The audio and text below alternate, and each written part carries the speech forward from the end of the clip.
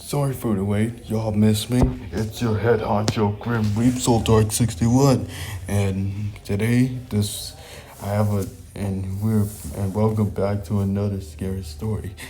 Well, today this will be my last scary story for 2024.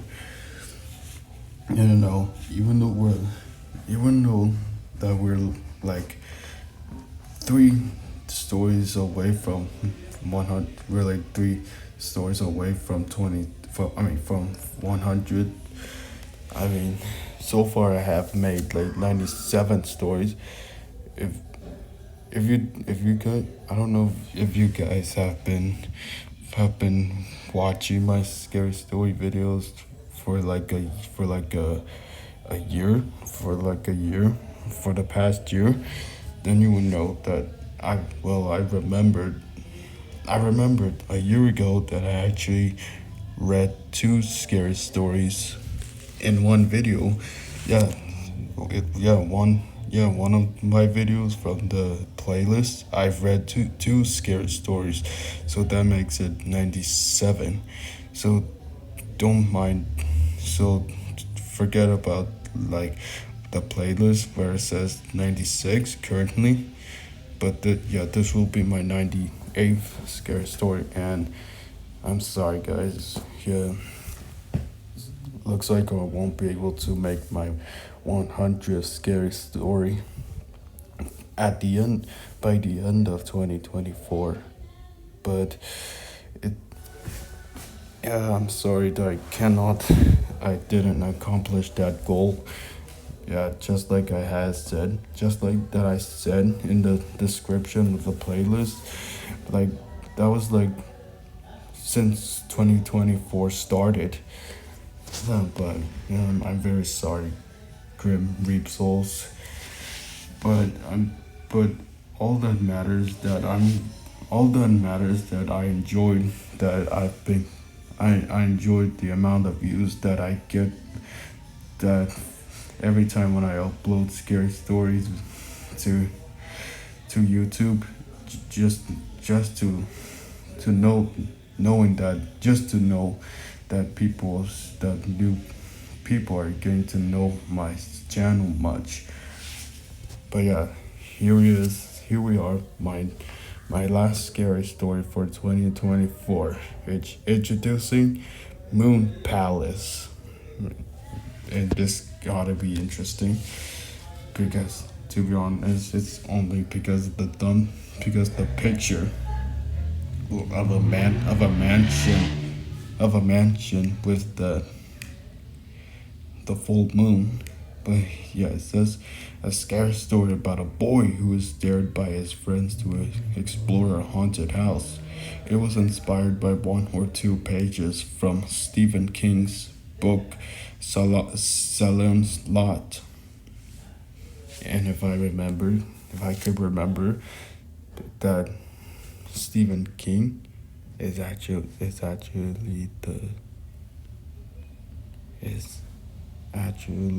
the the creator of that horror movie It. So yeah, that horror story It. So yeah, this will be my well. Anyways, I don't have anything to say, but to like get this over with. So let's do this. So yeah, here it is. So This is Moon Palace. Enjoy. You're doomed as night. All you can do is brace yourselves.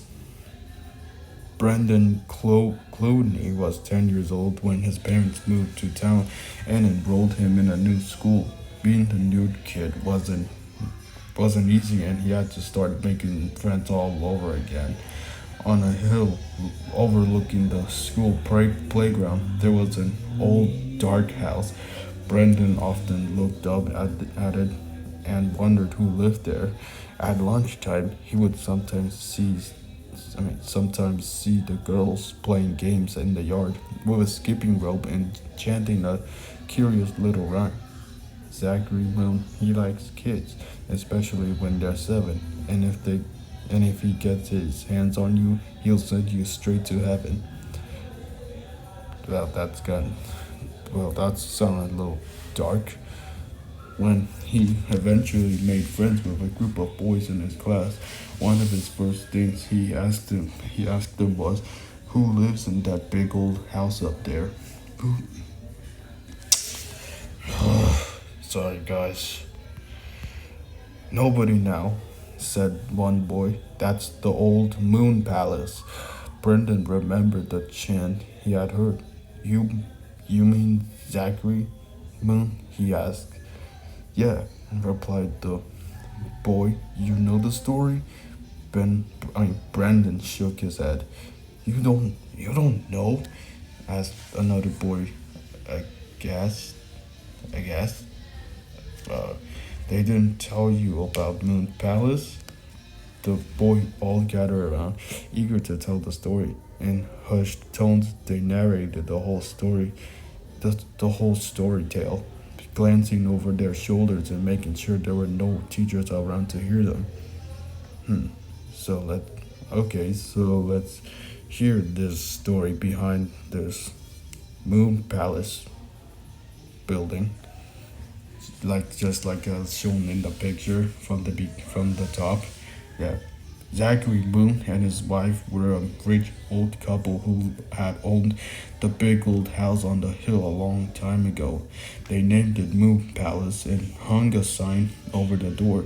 Nobody knew how they had made their money, but they lived like hermits, seldom emerging from their house. The only time anybody saw them was when they made the short journey into town to buy supplies. One summer's day, the mailman was delivering some bills to Moon Palace when he noticed that the garden had become overgrown. Looking through the mailbox, he saw a pile of unopened letters on the floor. He knocked on the front door, but got no answer. Something didn't feel right, so he went inside to investigate. In the kitchen, he found Zachary Moon hanging from the ceiling. His wife was sprawled on the floor in a pool of dried blood. The mailman immediately ran to the police station and told him what he had discovered. Two police officers accompanied him back to the house and were tasked with figuring out what exactly had happened. In the basement, they found the dead body of a 7-year-old boy. Nobody knew who he was at first, but then the mailman recognized him. He had seen his face on a poster. The boy had gone missing from the school almost 2 years before. Most people thought he had run away from home, and even his parents had given up looking for him. As far as the police could tell, Zachary Moon had probably kidnapped the young boy and kept him gagged and chained up in the cellar. When his wife found out, she must have threatened to go to the police, so Zachary blew her brains out with a shotgun and then hung himself from the rafters. It seemed as if the boy had wasted away in the cellar and died of starvation. A few days later, they held a funeral for Zachary and his wife. Half the town showed up not to pay their respects, but rather to spit on Zachary's coffin as they lowered it into the grave. After that, nobody wanted to live in Moon Palace, and the old place had lain vacant for years. That's really sad and scary. The sad part was that missing kid that went missing for 2 years, and probably got kidnapped by that Zachary Moon guy, and died of starvation. Because yeah, and died of starvation. Brendan felt the hair on the back of his neck stand up when he thought of that 7-year-old boy cowering all alone in a pitch black cellar, waiting for a rescue that never came. Who could do such a thing to a child? He wondered. That evening, his new friends brought him out to the woods to show him their three their tree house. They told him he could be a member of their gang, but first he would have to pass the test. What's the test? He asked suspiciously. Sly smiles spread across the faces of the other boys. You have to go into Moon Palace, they said in unison, and you have to stand in the kitchen for 1 whole minute. At first, Brendan refused to go, but he was afraid of losing their friendship and eventually agreed. That, to be honest, that's what I would. That's where I would have no choice but to do it. Like imagine if if if my new friends were to like accept me as a were to accept me as their friend, they would like give me a test. They would like give me a test and do and with objected me to do the same thing, like kind of like that when Brendan was assigned to go to that haunted house and stand there for a whole minute. I mean, that's what I would do, like for the sake of not losing my friends. But for now, okay, now onward. That night, they set up for the old house on the hill, saluted against the night sky. The dark building seemed imposing, and the fence post in the moonlight looked like bones. The front door was locked, and most of the windows were boarded up. Sneaking around to the back of the house, they found a small window that was open. The boys gave Brendan a leg up and helped him climb through. Jumping down from the windowsill, he landed on the dusty wooden floor. The house smelled of mildew and dry rot. It was full of junk and moldering rubbish. Stacks of old yellowed newspapers lined the walls. His heart was thudded heavily in his chest as he looked around. Hold up. Okay. I just kind of like want to see how far I am. Yeah. I just want to see how far I am. Okay. Yeah, because right now I have like 7% of charge. I have to hurry up. If I did, yeah, I have to hurry up before my phone powered out. Anyways, there was a table of chairs in the front room which was covered in spider webs. In the center, stood a candelabra, and there was a box of matches beside it. Brendan picked it up, struck a match, and lit the candles. Shaken with fear, he crept cautiously down the hallway. He could hear the house creaking and settling around, and the sound of insects or rodents scuttering away in the darkness. Nesting in the walls or hibernating under the floorboards. Now he could smell something else, something bad and rancid, like rotting meat. The hallways was long and narrow, and he kept thinking he heard footsteps behind him. He was afraid to turn around because of what he might see. Suddenly, a rat skittered up across the floorboards and disappeared through a hole in the wall. The door at the end of the hallway was closed. He could see it getting closer and closer, and its skin felt like goose flesh. All of the stories he had been told about Zachary Moon were swirling around his head. As he approached the kitchen, the room where Zachary had hung himself, he could almost hear the rhyme the girls had been chanting over and over. Zachary Moon, he likes kids, especially when they're 7. Zachary Moon, he likes kids, especially when they're 7. And if he gets his hands on you, he'll send you straight to heaven. At the end of the hallway, Brendan gathered all of his courage, reached out with one hand and turned the knob on the kitchen door. Holy fuck! I fully thought that car beep yeah, that car beep legitimately scared me. Yeah, that car beep legitimately jump scared me.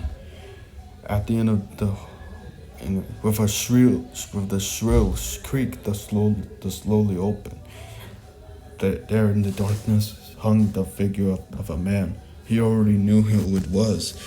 Terror left him frozen to the spot as it swung back and forth. It was Zachary Moon. The ghastly face was illuminated for a moment. The frayed hand man's noose was wrapped tightly around around the neck. The eyes were shut and the skin was all purple. A black swollen tongue hung from his mouth. As he stared in horror, Brendan heard a sound, faint noise. Faint. Brendan heard a faint voice calling, "Help me, help me!" Then the figure opened its eyes.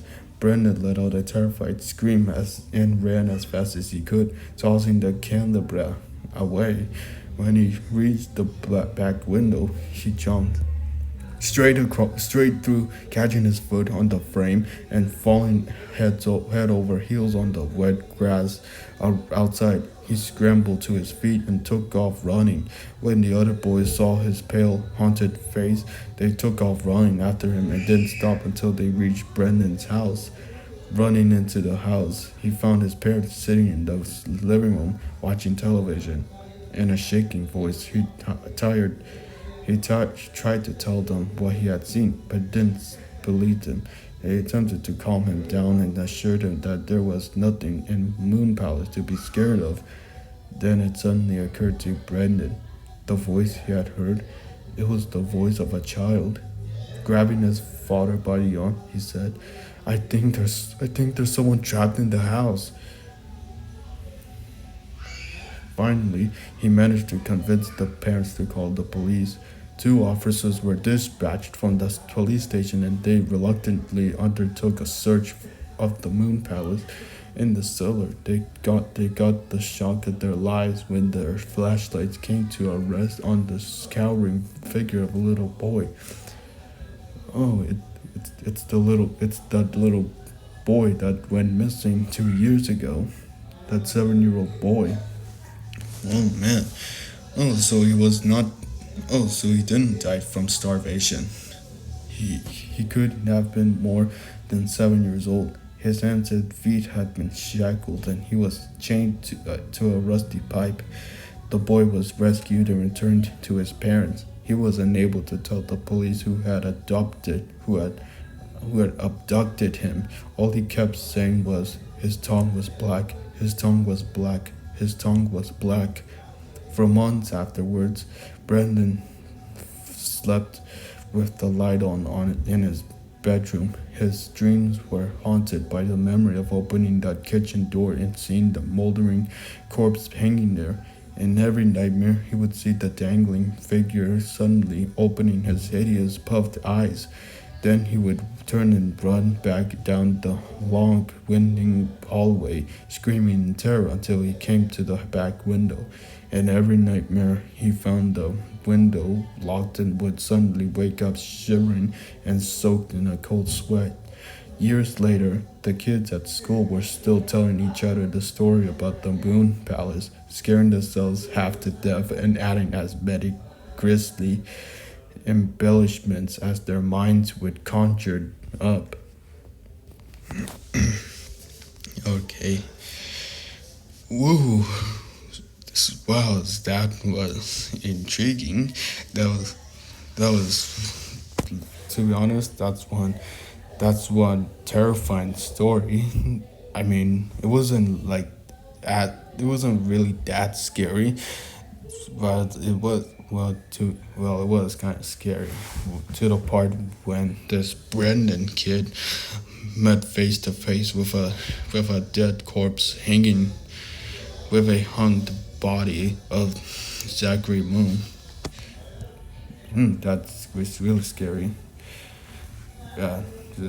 But alright guys, so that was Moon Palace. If you guys enjoyed this video, please like, comment, subscribe, and it wouldn't possibly hurt if you would get like comment